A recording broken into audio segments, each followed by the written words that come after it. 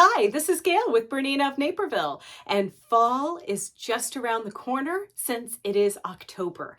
And a new month means a new fat quarter of the month project. And this month we are going to be exploring making wedgies. I know, wedgies for fall goes together just like pumpkin and spice, don't you think? Well, of course I'm talking about wedges, and we're going to be using the Amanda Murphy Good Measure Wedge Ruler set. Now, they come as a set of 4, or you can buy the wedges individually. And of course, there's links to everything that you need in the handout, which is downloadable right in the description of this video. So I think there's enough talking that I've done so far. Let's just go ahead and see what this is all about. For this month's Fat Quarter Club project, we are jumping into fall with this cute collection here. You get 6 fall-inspired fat quarters. I know, I like my little rose gold horseshoe there, some acorns, and then little itty-bitty hedgehogs. So we are going to make a pillow, and we're going to do the pillow back in our whichever one you really want, but I'm picking the gnomes in their little pumpkin house, and it's just really cute. And then this is going to be the background, because this month we are going to make a Dresden plate block. And we have some new rulers that I wanted to share with you, because you can choose what size and what style wedgie you want. So we'll get to that in just a second.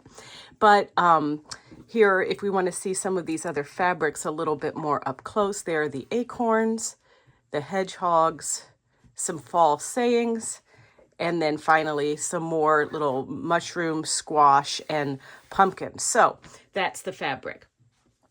We're also going to need some fine 60 or 100 weight thread. You can either use the silk superior thread that we carry, and of course all of these supplies are listed in the handout that's in the description of this video, and also at BERNINAofNaperville.com. But I also have this Cerulean here, and it is a 60 weight poly thread that's really fine. So we're going to use that for some applique, but whatever you want to sew together with, or a fill or Metler 50 weight cotton is fine. All right, well, let's get to the real thing that we want to talk about. So I made this super cute table runner out of some of our favorite Halloween fabrics at the store. And look at this. Look at that little cat and the cauldron. This is from Witch's Sneaky Cat. It's a OESD embroidery design. You can find it on embroideryonline.com, or I also have linked the items that we used for this table runner in the handout, so that if you wanted to make a more Halloween themed table runner or pillow, you would be able to do that. But what I'm pointing out here is that the basic principles for these Dresdens that we have here is what we're going to do for our pillow. Now, I want to show you that this one here, if we count our wedges, 1, 2, 3, 4, 5, 6, 7, 8, 9, 10, 11, 12, 13, 14, 15, 16. This is a 16 wedge. Then we have this one, which is 1, 2, 3, 4, 5, 6, 7, 8, 9, 10, 11, 12 wedge. Then this one, ooh, there's a lot in this one. This one is 24. So these little wedges, depending on what kind of wedge you want to make, uses a different ruler. And we have these Good Measure rulers from Amanda Murphy, and there are different sizes. So this is the 20 wedge circle. It's an 18-degree ruler. That's from here to here is 18 degrees. Then there is a 16 wedge circle, which is 22.5, and this is the most popular one. This is the one that we traditionally would use in a Dresden plate, in a sampler quilt or whatever. So because I've done other types of things with this, I think I'm going to rule this one out for my pillow, but this one is more standard. Then we have that 24-inch one. You can see it's narrower than the 21, and it's a 15-degree ruler right here, this bit. And then finally, there's a big one, the 12 one. And you can see here how some of these are pretty narrow here. And if we had like a big print of fabric, it might not show up so much for our wedges. So I'm going to pick this one, the 12 wedge ruler. Once we've determined the size wedge that we're going to make, you want to determine how big you want your circle to be. Now, of course, we did the embroidery on this, which meant that I wanted a little bit larger circle to go around my little sleeping kitty there on the books. But we've included some circle template sizes. There's 2-inch, 3-inch, 4-inch finished. But there's other ways to make circles, and I'm going to show you that in the tutorial. But another thing I wanted to talk to you about is once you pick your finished circle that's going to cover this little weird wedgy intersection that goes there, you might want to determine how you want to finish your edges. You can see here, ours are pointy, and our wedge ruler even shows a little pointy piece like this. Well, that is created by taking your wedge and folding it in half, stitching, turning them inside out, and it just tucks all of that stuff under. And you can see that's pretty easy, right? But you might not want this kind of look. You might want something completely round, like I did on this little placemat that I made. Well, in that case, all we did when we cut the wedge is we just left this perfectly straight, and as they form, it kind of creates a little bit of a circle, so we just rounded off the edges to make this little placemat here with this ruby star fabric and the Cafe embroidered orange. So I bet you're excited to see how we're going to start this. So once we've decided what kind of wedge we're going to use, and once again it's the 12 wedge 30-degree ruler that we're using, we need to decide how big we want our wedges, or basically how big we want the pillow. So our fat quarter pack comes with fat quarters, and fat quarters are 18 inches wide, and so I just went ahead and cut 18 inches. So this will be for like a 17-inch pillow, and that's kind of a standard size for a throw pillow. So you can find a form to put this on, or you can make your own out of polyfill. But once you've determined that, we're going to kind of say, I don't want my wedges to go straight to the edge of the pillow, right? We want a little bit of space on either side. So I'm going to cut my piece on this 16-inch line to have, a couple of inches on either side of the plate so that they're not going right to the edge. And this 16-inch is where I'm going to cut, but this is actually not, half of 16 is 8, right? But these wedges account for seam allowance. So this is actually going to be 8.5 inches that we're cutting, and that's okay. But what I'm going to do before I just start whacking with my ruler here is I'm going to take my fat quarters here and cut them into 8.5-inch strips first. But here are my pieces, and now I'm going to grab my ruler, and now I just line my ruler tip up here and here with the 16-inch, and I'm just going to cut. And I'm going to cut one side, and then I'm going to cut the other side. And now that is going to give me 4 wedges, and one wedge out of each fabric. Now, we're using the 12 wedge here, right? And we have 4 fabrics, so I need to cut 2 more because 4 times 3 is 12, and that will make up all of our wedges. And now we're going to reverse the ruler in this direction, line it up here at the 16, and cut. And I have one more cut to make. But now you can see I have a fair amount left. So actually, I think I might want to play around with some other things with this. So I'm just going to go ahead and cut a few more wedges from my ruler here. So if you're going to go for the pointy look, we want to take this flat piece like this, and we're going to fold them, and we're going to stitch from the beginning here to the end. And I would recommend securing stitch, just a little back and forth here and back and forth here, because ultimately we're going to turn these inside out to make the little point like that. Okay, so once we get through making our chain of these pieces like this, we're gonna cut them apart, and you're going to cut the one that's on the folded edge there just a little bit so that it eliminates some bulk there in the point. Then we're going to turn this inside out, and I have to tell you, I have all kinds of little pointing devices and stuff, but sometimes when I need to cut and turn, I love my little rainbow unicorn scissors because that little horn gives a perfect little point to poke our little wedges out.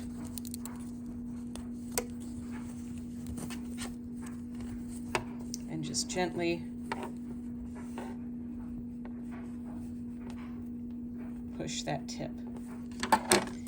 And then we're going to press this with this seam lined up right down the middle of our wedge. And so we're going to have 12 of these that we need to do.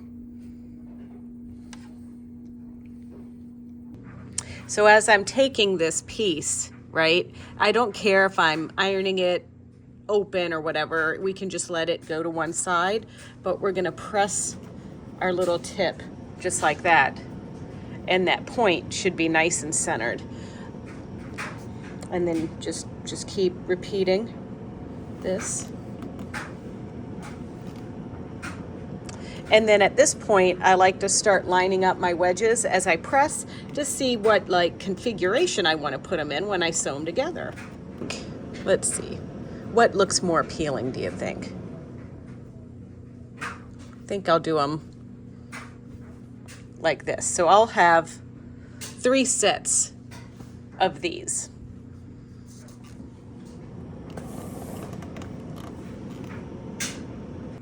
So now that these are complete, it's really important that as you sew your sets together, that you line them up and you always sew with the same piece on top. So I like to just take all of my sets and arrange them so that I don't make this mistake, because otherwise you will not have the same pattern, which is okay. I mean, come on. Not many people will notice, but you'll notice, and it's just a way to be methodical. So I've got 2 different sets here that I'm sewing, so as you can see, I'm doing it the same way every time. And now I can just take my little stack over to the machine and chain piece these. Okay, so we're gonna stitch, and we're gonna do that reverse stitch or the back tacking, just so our little wedges don't pull apart. So I'm gonna do a few stitches and then back tack and then continue.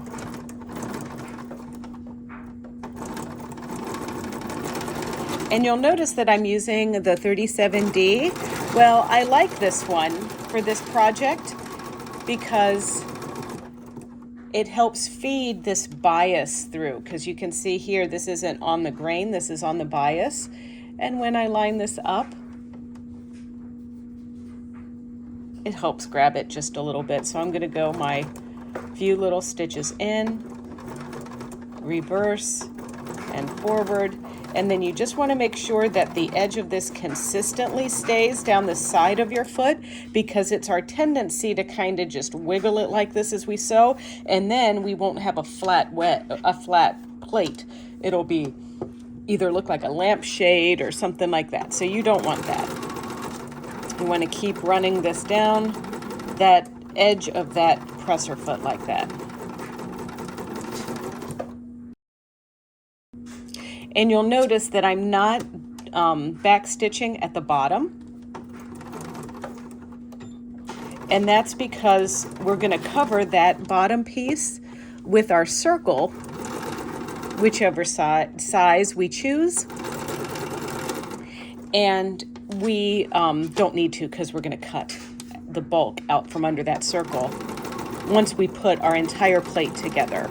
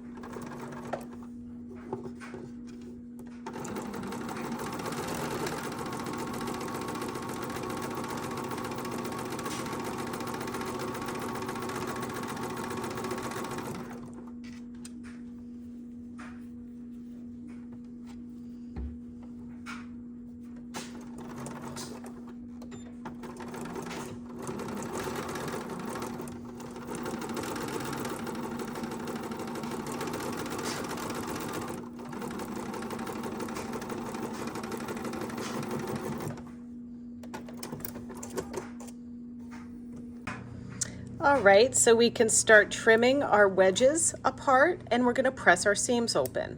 And then I'm gonna lay these back together in the layout I want so I can make sure I'm keeping everything consistent.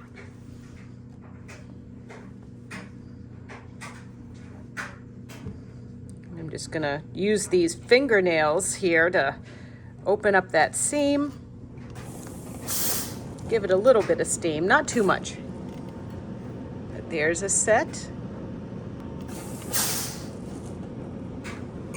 And there's a set.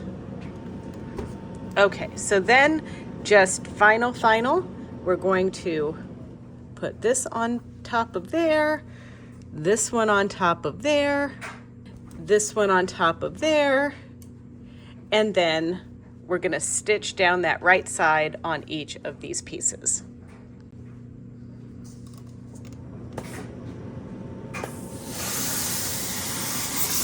So we've reduced our pieces down to 3 little sections. And then you guess what? I'm sure you can guess. We're gonna sew these 3 sections together. And it's harder to sew them together wrong, I have to tell you at this point, but you know, I could probably figure it out. Today has not been my most fun sewing day. I've been making a lot of mistakes, but you know what? Don't we all? I mean, we have this kind of like times where the moon is blue, or the moon is in Jupiter, or whatever, you know what I'm talking about. Okay. So, here are our pieces. They're looking cute. All right, here we go. Lining our pieces up together.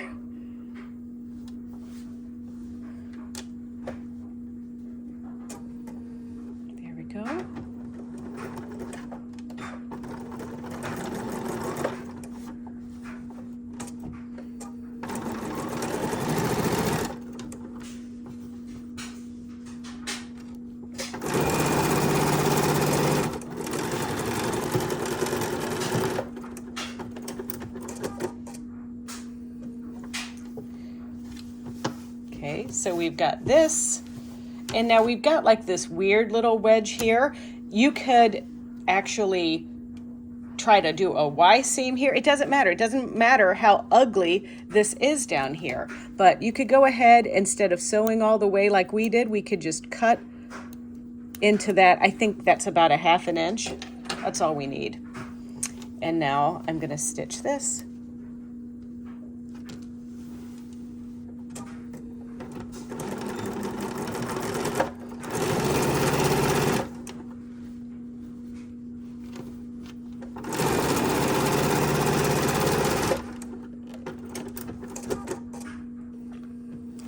And then I'm going to line these up together at the top.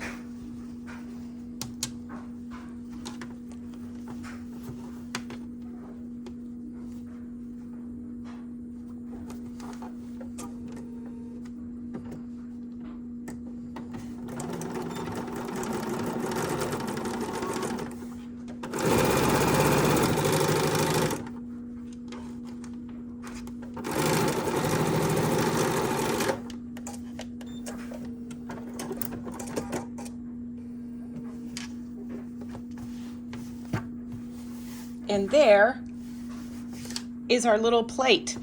And now we're going to press this nicely. We're not going to worry that this is ugly because we're going to cover that with a circle.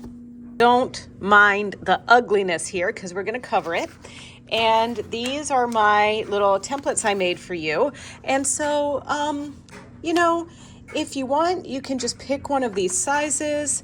And it really just depends on what you want. So this is a 2-inch, a 3-inch, and a 4-inch. And I saved some scraps from my little gnome fabric that is on the back of our pillow for this. So let me go see which size circle suits that fabric more.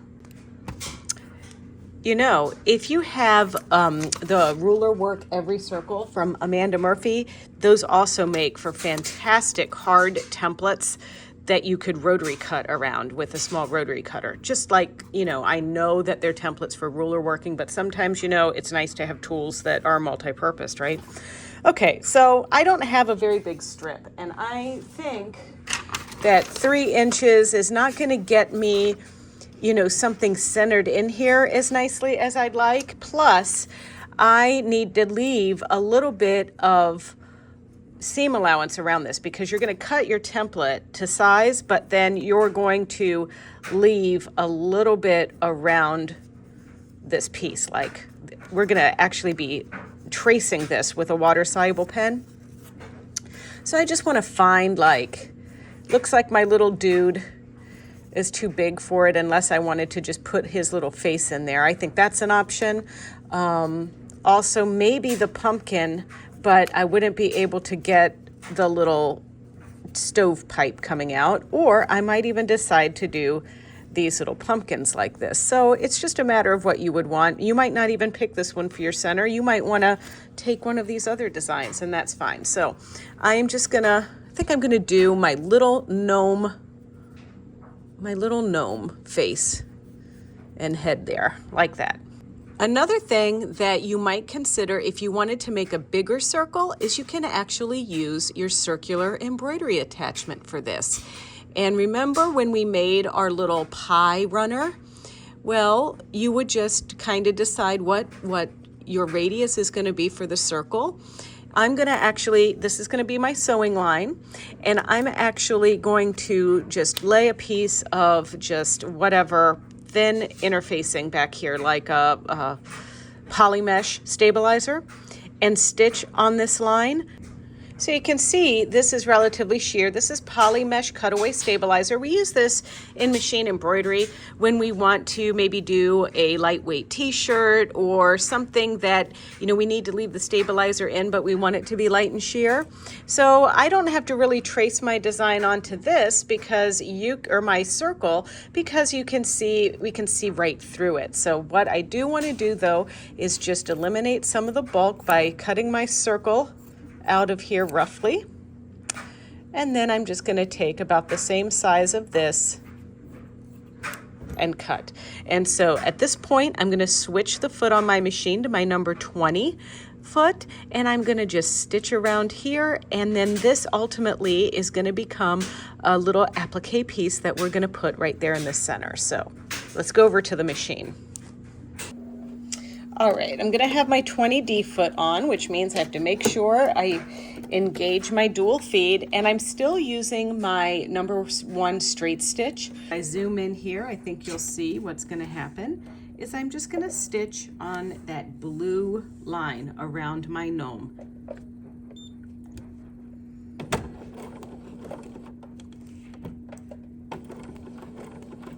And you might want to take it slow. I'm using my knee lever to gently lift my presser foot up so I can pivot.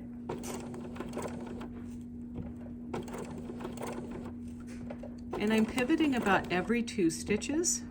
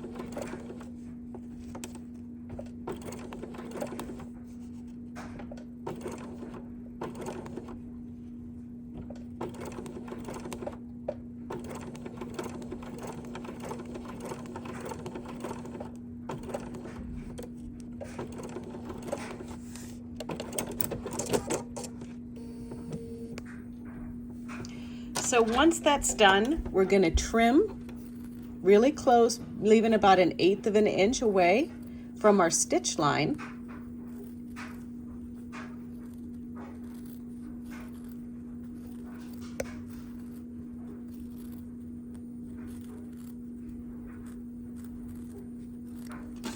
And then we're going to cut a little hole just in our poly mesh. We don't want to cut the fabric, of course. There we go. And then I just, we just need a little bit of an opening there so we can turn this inside out.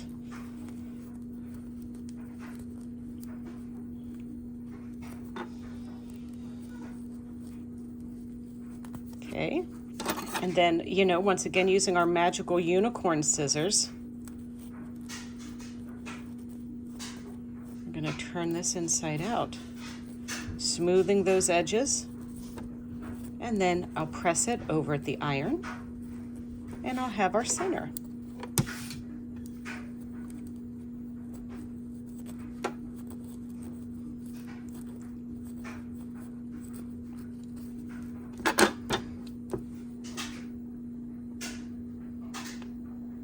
Here is our circular embroidery attachment. You remember this from well, it wasn't last month, but was from one of our tutorials. And I'm gonna attach it on here.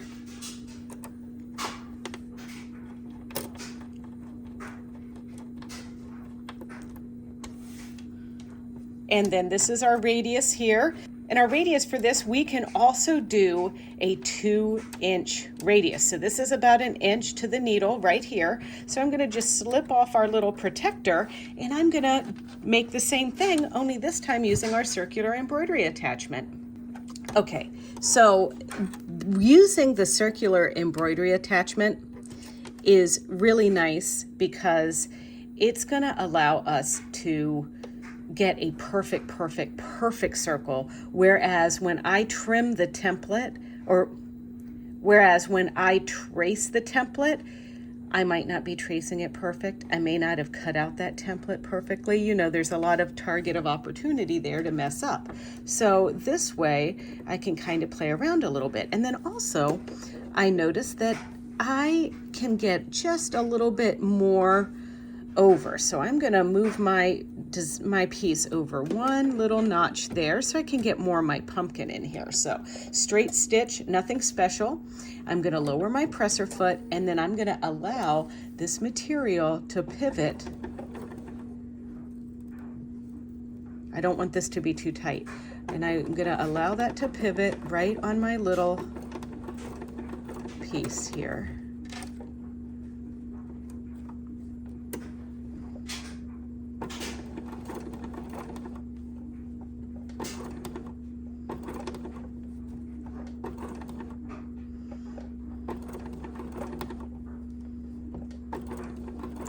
Another thing that you could do would be to starch your fabric a little bit when you do this. It helps keep it stiff so it will pivot right along that center of this compass-like device that the circular embroidery attachment is.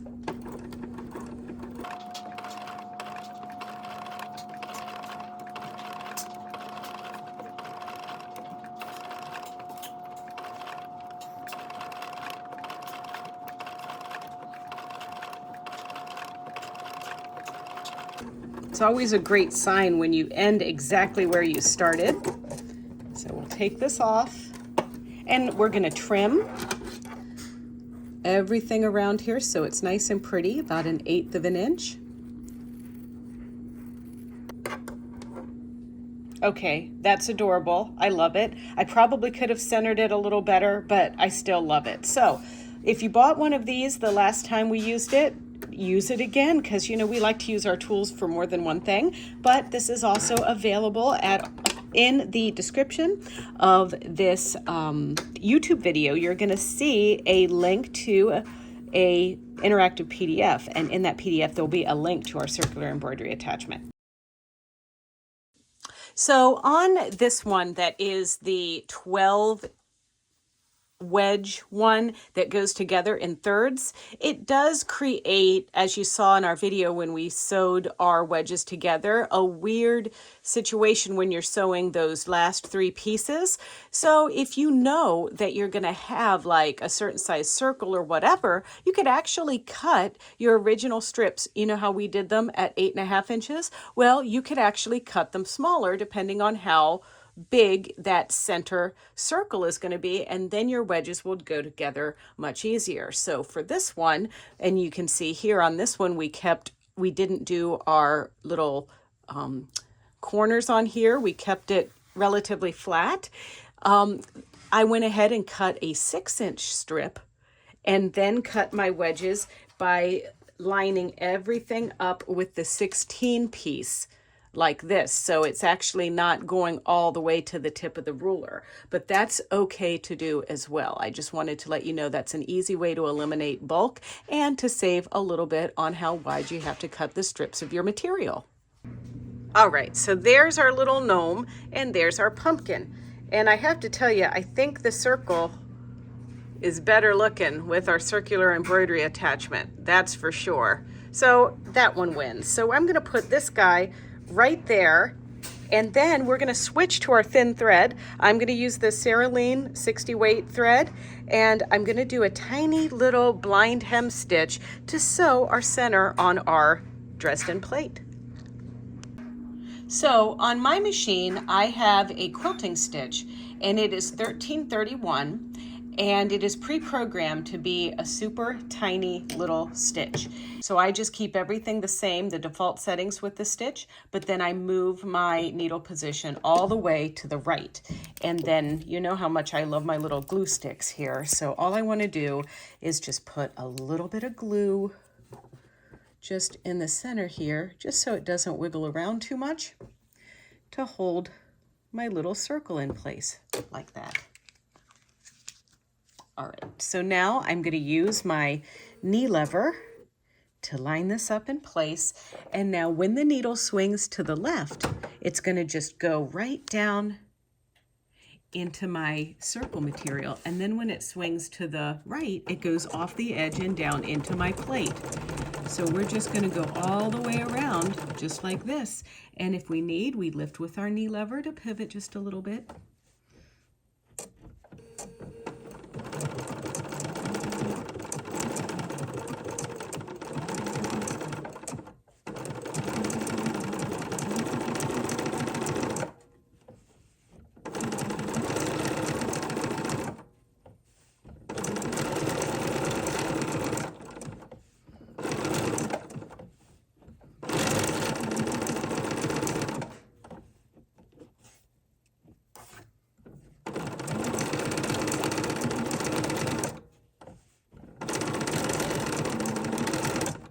Okay, we're around, and now I'm going to cut, trim my extra threads, and look on the back side. All right, so you can see on the back, all I did is I just trimmed about 1/4 inch away. I even trimmed the poly mesh out of there. It's still over here in like the edges there, like right there, but it's out of the back. So now we've got our cute little circle. And then don't forget that if you had a larger one or whatever, that would be fine too, but the basic principles of the applique are the same. Okay, so we have these 2 square pieces. So what I'm going to do, this is our piece that is going to be the background for our Dresden plate. So I'm just going to fold it in quarters to find the center.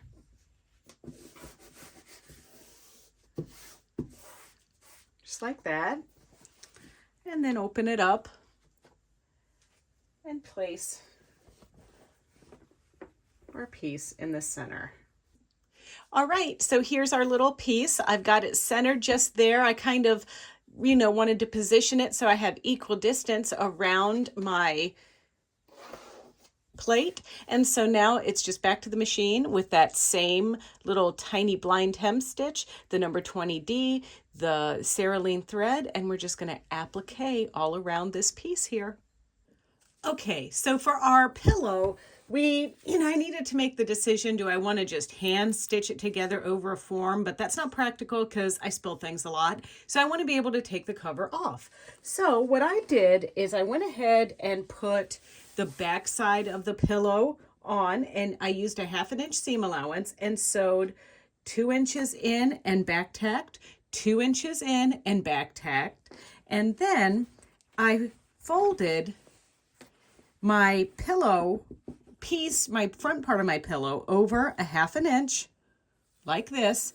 Then the other seam, which is the back side of the pillow, I folded over a 1/4 inch. Then I'm going to place my zipper, which is shorter. So my pillow is about 18 inches wide and my zipper is about 14. So that 2 inches on each side allows me to just slip my zipper under here and kind of tuck it in these little areas here. So if you can see, the first part of my zipper is going to go in here, and I'm just going to top stitch this with my zipper foot right into place, just like that. So I'll meet you over at the machine so you can see how that's done. So I have my zipper pinned into place like this, and it's going on the back part there, and you can see where I folded just 1/4 of an inch from where I showed you earlier. And then I have my 4D zipper foot on my machine, and I'm going to stitch this down, and I want my needle to the furthest right position. Okay, so now this is going to go under here like so, and I'm going to put my foot down, and we're just going to top stitch this piece into place. And I'm going to back up just a little bit, pull my pin out, and now just let that piece of fabric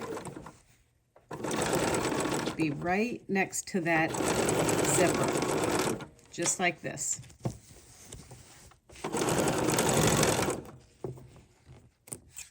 You could probably even get a little bit closer if you wanted to the coils here.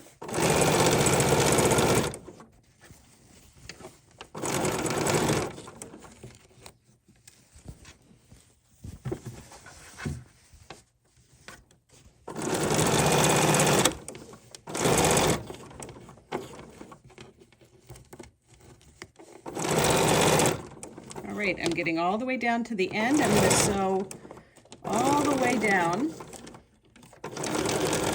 back tack so it doesn't come undone, and cut. So with the zipper sewn in, we're going to take our folded piece, and naturally this is going to cover our zipper there, but we want to tack this down. So I'm going to move my needle position all the way over to the left, and I'm just going to our folded edge into place.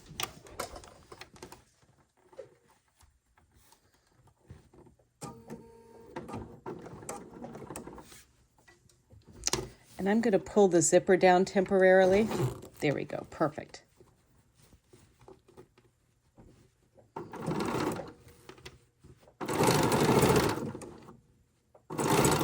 And now zip the zipper.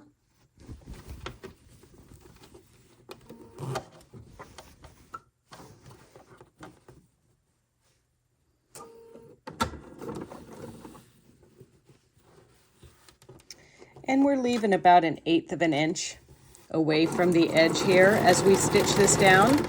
This is just like to tack things and hold things down nicely.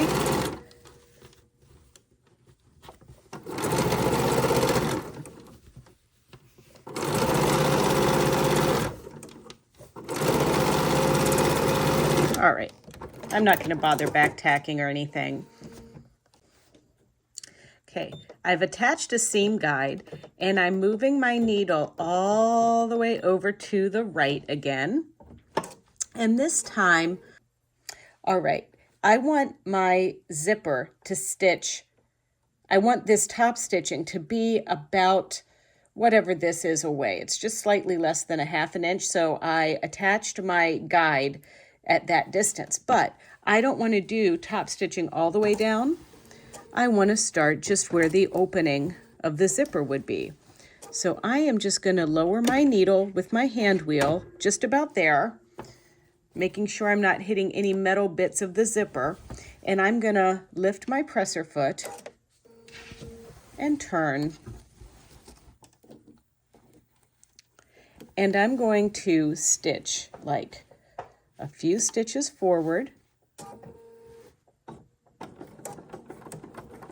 Like that. That was 3 stitches. 1, 2, 3 backwards. 1, 2, and now I'm going to go 5. 1, 2, 3, 4, 5. Perfect. Now I'm going to lift and pivot. There we go. It's looking good. And now what I'm going to do is line this up right with my guide like I showed you. I'm going to keep this nice and flat.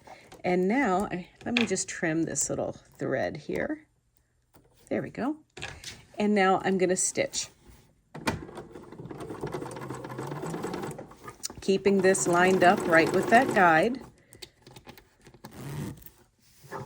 Keeping this lined up. Here we go.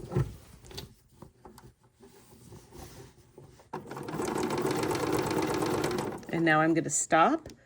Just gently lift my foot here so I can unzipper my zipper.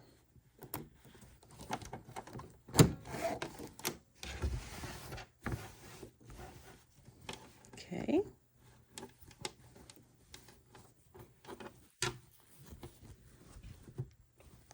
That just gets the zipper out of the way for me, the head, so I can sew easier. And now, when I get to about right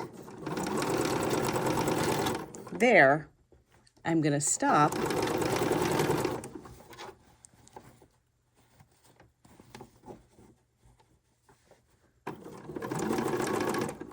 and pivot.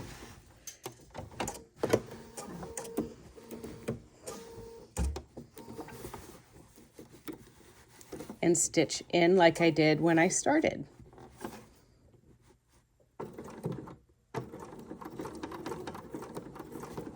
And now go backwards, right over that stitching, and stop and cut. Okay, so once you get your zipper in, it should look like that. Looks pretty good. You're going to make sure that the zipper is unzippered, and we're going to fold our pillow together just like this, and we're going to sew 1/2 inch on all 3 of these sides and turn it inside out.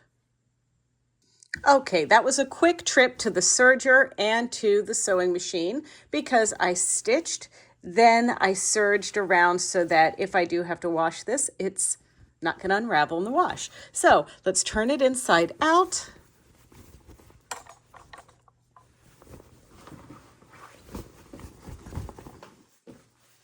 And I'm going to put my pillow insert in here. And then we have our little fall pillow.